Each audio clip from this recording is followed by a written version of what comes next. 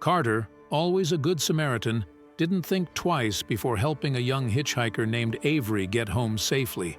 It was a simple act of kindness on a hot summer day. He dropped her off at a modest house on the outskirts of town, her grateful smile the only reward he expected. But the next day, as Carter watched the morning news, his face drained of color, his heart pounding with disbelief. It wasn't unheard of for truck drivers to encounter hitchhikers on the side of the road. Often, truck drivers were the only ones who would actually take them with them.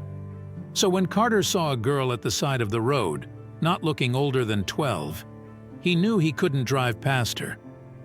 He quickly pulled over and opened his passenger door for her. The girl stepped into his truck without an ounce of fear on her face. "Good afternoon," she said happily. "Hi," Carter confusedly answered. "Where are you headed?" He didn't want to pry too much, as he didn't want to make the girl uncomfortable. The girl gave Carter an address that was about an hour's drive in the wrong direction he actually had to go on, but he decided to take her there anyway. As he began to drive again, Carter tried to have a casual conversation. "I'm Carter. What's your name?" he asked the girl. "I'm Tara," the girl said, staring at the road in front of her. It stayed quiet for a bit, but Carter was just too curious. "What is a young girl like you doing all alone at the side of the road?" He watched as Tara's facial expression changed from neutral to a bit sad. Then she looked at Carter and returned the question. "What is an old man like you picking up young girls off the side of the road?" she asked him, her big eyes staring right into his. Carter was taken aback by the girl's sassy response, so he began to stammer. He said. Then the girl began to laugh. "I'm just joking, but I won't answer your question. It's a secret," Tara said. Carter sheepishly laughed, but he got a strange gut feeling about the girl. Suddenly, she didn't seem so innocent anymore. She actually seemed rather strange. He turned his attention back to the road, looking at his navigation for the time. He still had 45 minutes to go with the strange girl in his truck. Sometimes, he would look at her through the corner of his eye, but she just sat there, staring in front of her in silence. Carter didn't know if she was just a little frightened to sit in a stranger's car, or if there could be something else going on with the girl. A child had never made him feel this type of way before, which confused Carter even more. What could a little girl like her even do to a grown man? Carter sighed. He had to loosen up. It wasn't like him to act like this. Hell, last week, he beat up a guy who was trying to cut in line without second-guessing himself, and now he was scared of a little girl. "So, are you going to your parents' house?" Carter asked, slicing right through the silence.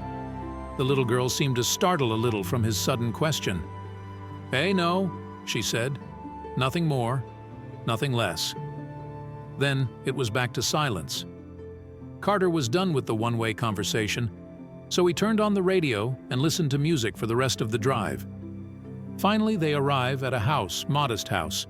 It looked ordinary, like he could have lived there. The little girl stepped out of the truck, gave Carter a simple thank you, and slammed the door shut. Carter stayed until he watched the little girl enter the house, but he couldn't see who had opened the door as the person had stayed out of sight. Carter sighed in relief as he started his truck again. Now he had to drive the hour back until he was back en route to his destination. Even though he was now an hour behind schedule, he was happy he was the one who had picked up the girl.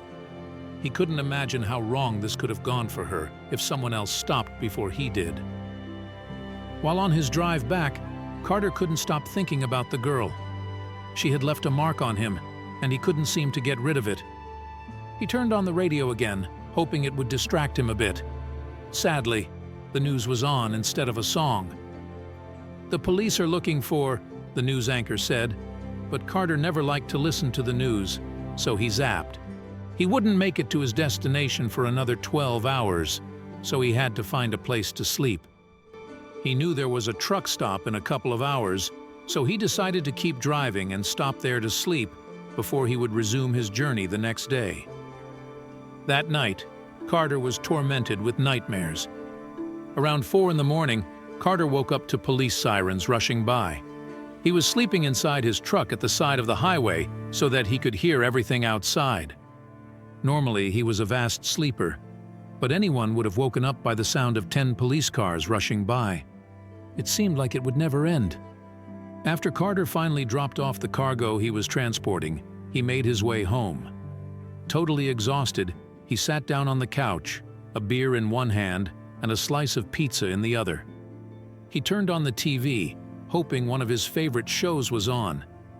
As he zapped through the channels, he suddenly stopped, almost choking on a bite. On the TV screen was a picture of the little girl he had picked up this afternoon. He couldn't believe it.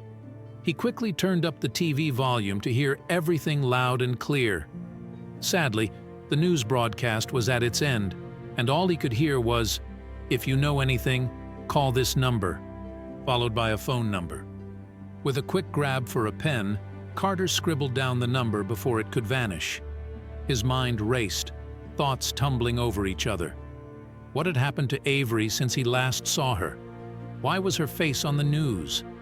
There was a tightness in his chest, a mix of worry and confusion as he wrote down the last digit of the number. Carter flipped open his laptop, fingers flying over the keyboard. He searched for Avery, for any news story, any scrap of information that could explain what he'd just seen. But the internet was quiet. Too quiet. It was as if Avery had disappeared, not just in real life, but from the digital world too. Each click led nowhere. Each search ended in frustration.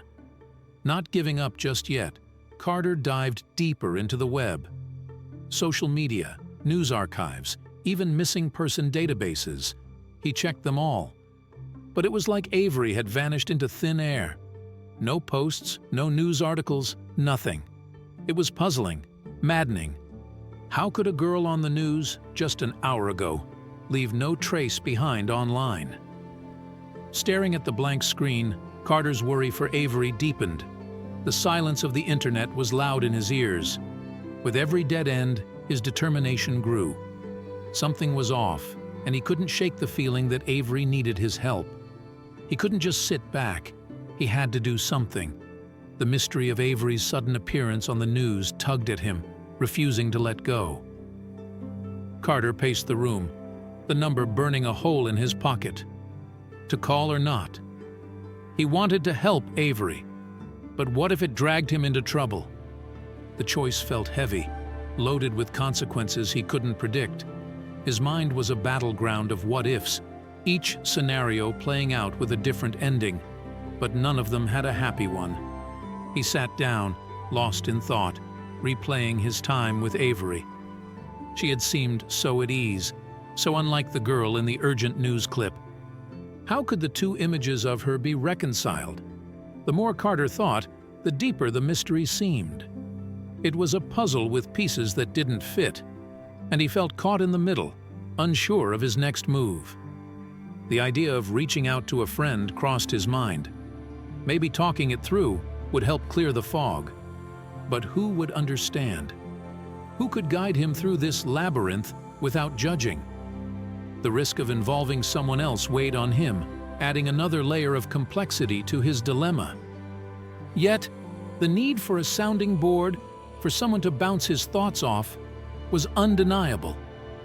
Avery's face, calm and unaffected, haunted him. It was at odds with the panicked voice of the news anchor, calling for help. How could she be in danger, yet appear so tranquil in his truck? The dissonance was jarring, leaving Carter tangled in his thoughts. The contrast between the Avery he met and the Avery on the news twisted his gut with unease. After a night of tossing and turning, Carter's resolve solidified with the morning light. He couldn't ignore the nagging feeling in his heart. Despite the uncertainties, he felt a duty to act, to follow the thread of mystery Avery's image on the news had unraveled. Picking up the phone, he took a deep breath. It was time to dial the number, time to step into the unknown. With a shaky hand, Carter finally dialed the number. His heart thumped loudly in his chest, echoing in the silent room. He was ready to help, to do whatever it took to ensure Avery's safety. As the phone rang, his resolve grew stronger. He had stepped into this mystery, and now he was determined to see it through, no matter where it led. The ringtone droned on, each buzz a sharp reminder of the gravity of his action. Carter prepared himself to speak with the police, to explain how Avery had come into his life briefly and left a lasting impact.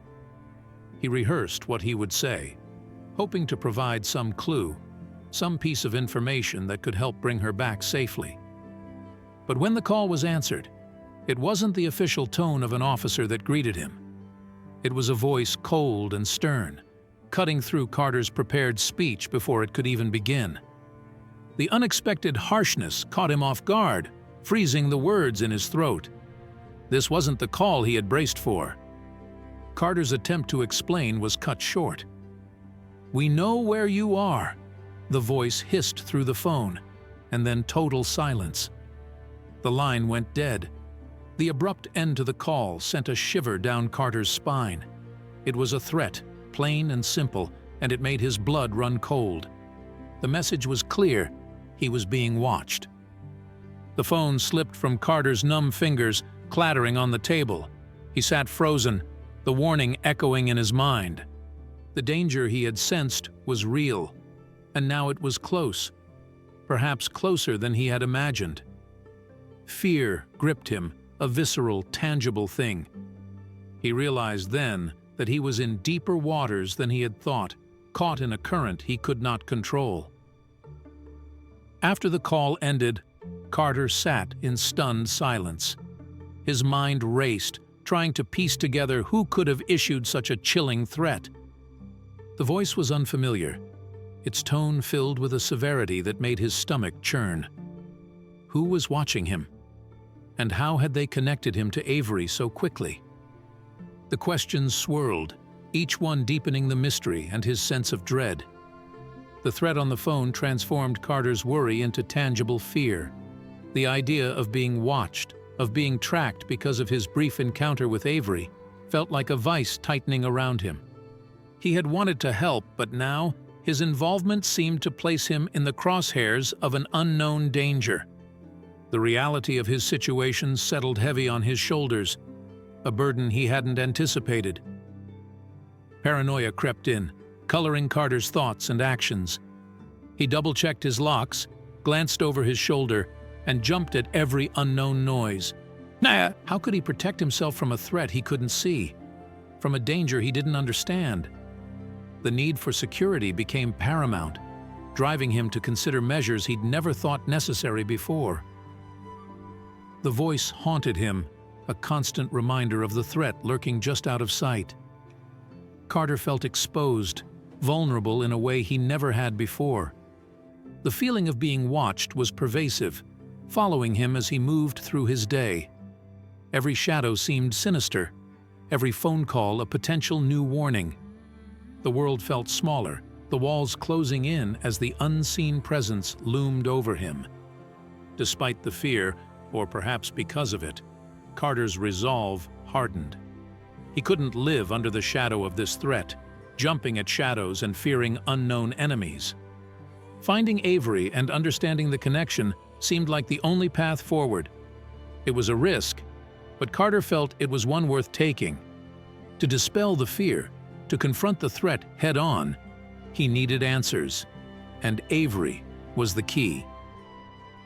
Carter's everyday life turned into a constant look-over-your-shoulder game. Phone rings made him jump, and knocks at the door had him holding his breath. Simple things, like answering a call, became mini battles with his nerves. His normal routine was gone, replaced by a string of jumpy reactions to the most ordinary sounds. Now, Carter saw shadows in every corner. Each unfamiliar face seemed to stare a bit too long. Every car that drove by his house a few times too many felt like a threat. Conversations had him second-guessing what he said, worried about who might be listening. The fear had settled in deep, making him doubt even the smallest things. Through all this fear, one thing became clear to Carter: Avery was the key. He figured if he could just talk to her, Maybe all this madness would make sense. So, he decided it was time to stop running from the shadows and start chasing them instead. It felt like the only way to cut through the fog that his life had become. The weight of going it alone was too much. Carter thought of a few friends he trusted enough to let in on this crazy situation. The idea of sharing his secret was scary, but the thought of facing what was out there by himself was scarier. He needed backup, someone to watch his back when he went looking for answers. Planning his next move, Carter felt a mix of fear and determination stir inside him. He started piecing together a plan to find Avery, each idea a step towards the light at the end of a very dark tunnel.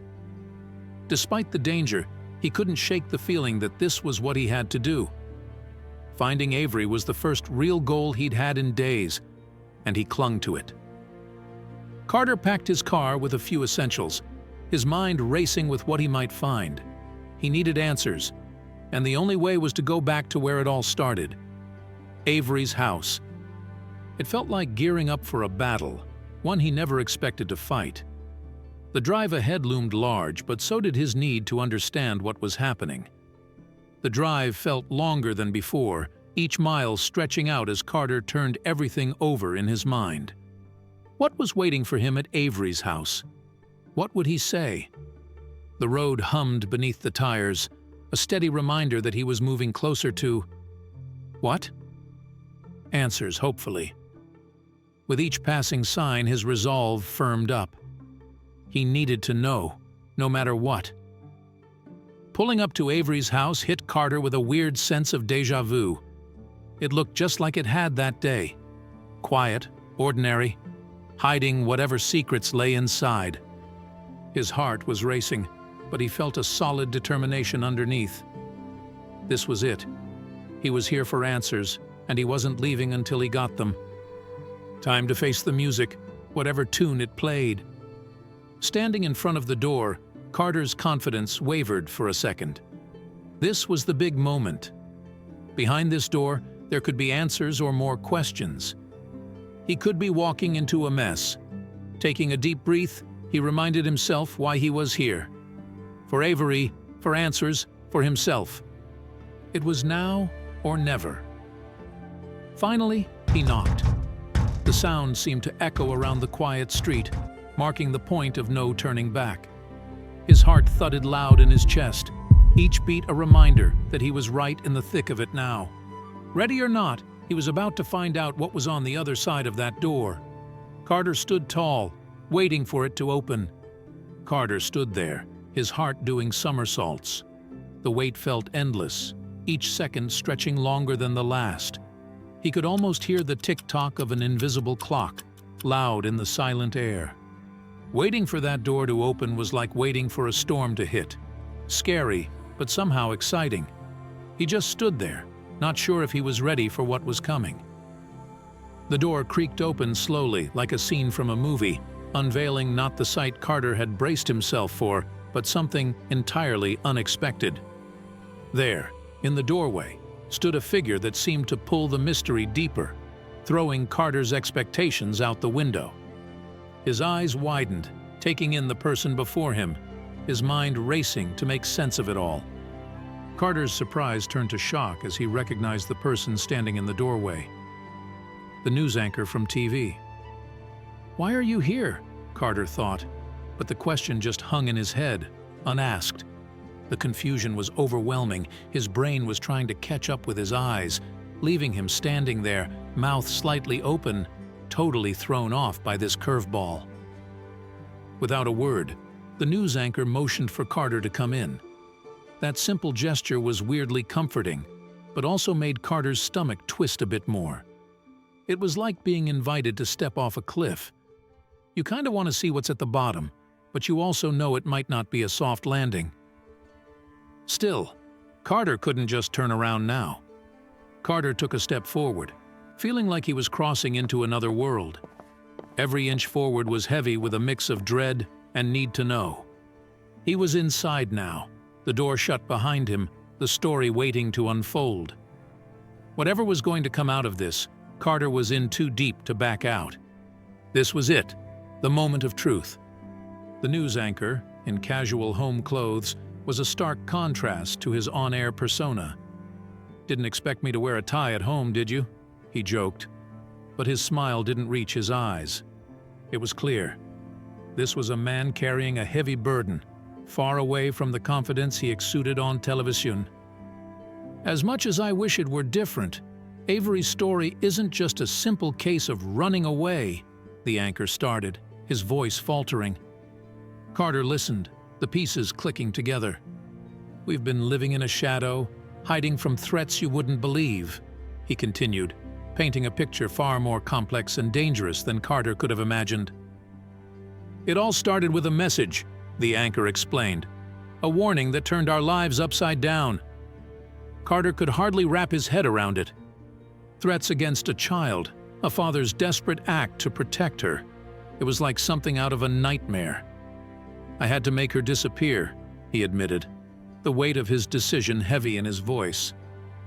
"There were nights I couldn't sleep, jumping at every sound," the anchor shared, his usual composure slipping. "Imagine fearing every call could be the worst news." Carter saw the strain behind his eyes, a testament to the nights spent in fear for his daughter's safety. The reality of their situation was far more personal and harrowing than any news story could convey. "I never meant to pull you into this," the anchor said, sincerity lacing his words. "But here we are, and now you're part of this story too." Carter realized the depth of the web they were entangled in. What started as a simple act of kindness had drawn him into a battle he never knew existed, linking their fates in a story of fear, protection, and a fight for safety. "The news report about Avery, the calls, it was all orchestrated to throw them off," the anchor explained, his voice steady but his hands betraying a slight tremor. Carter listened, the enormity of the deception sinking in. "We had to make everyone look the other way," he added, showing the lengths a father would go to protect his child from unseen threats. "It's not just Avery anymore," Carter realized, the weight of the situation dawning on him. "They know I'm involved now." The anchor nodded, the mutual understanding of their predicament hanging heavily between them. "We're in this together," he said, acknowledging the risk Carter had unwittingly taken on.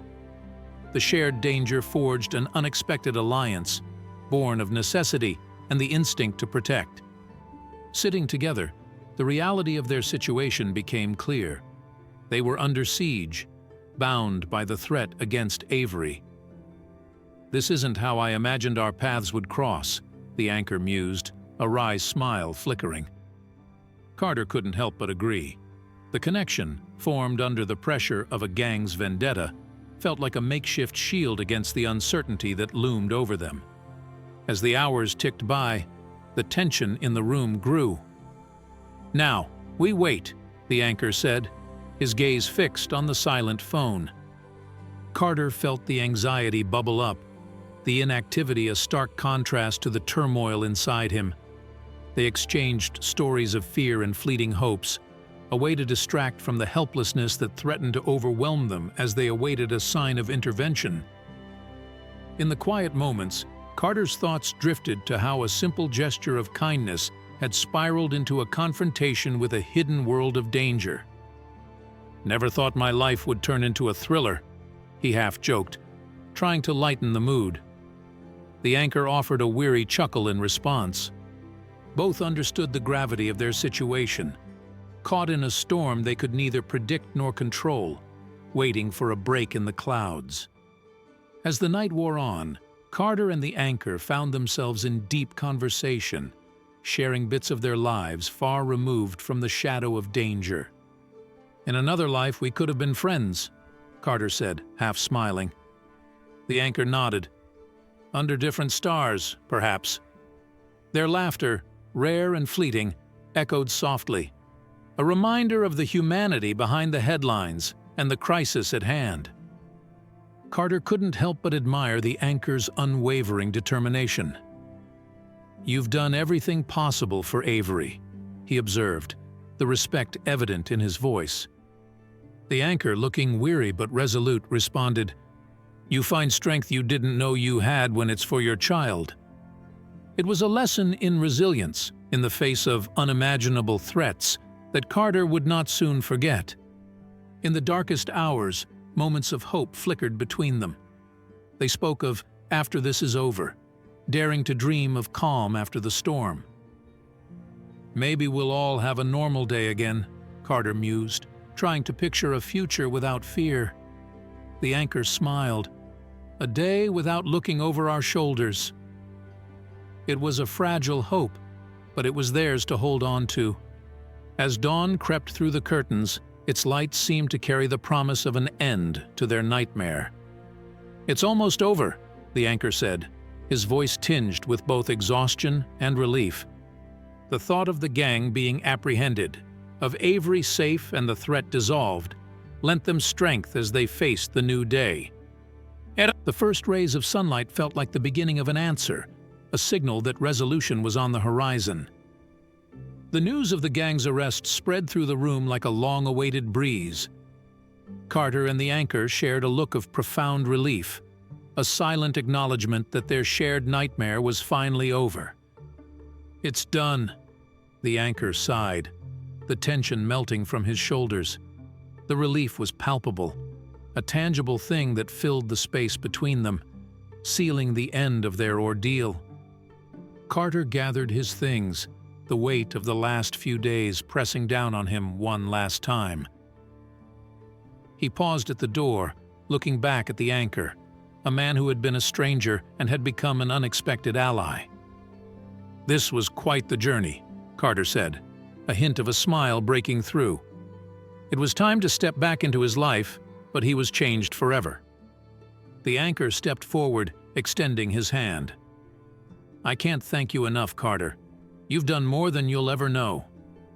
The handshake was firm, a symbol of their shared ordeal and mutual respect. "Take care of yourself," the anchor added, his voice thick with emotion. Goodbyes were said, but the gratitude lingered, a lasting bond formed under the most unlikely circumstances. Driving away, Carter's mind replayed the events, each moment a lesson in courage and compassion. He had stepped into a situation far beyond his expectations, driven by a simple desire to help. Now, he understood the ripple effects of kindness, how one act could intertwine lives in unforeseen ways. He was leaving with more than he came with, insights into bravery, empathy, and the intricate dance of fate. As Carter merged back onto the road, the world seemed different, as if he was seeing it for the first time. The challenges he faced had carved out a new sense of purpose within him, a deeper appreciation for the bonds that tie us together. With the dawn of a new day, he felt ready to face whatever came next, armed with a newfound understanding of the power of human connection.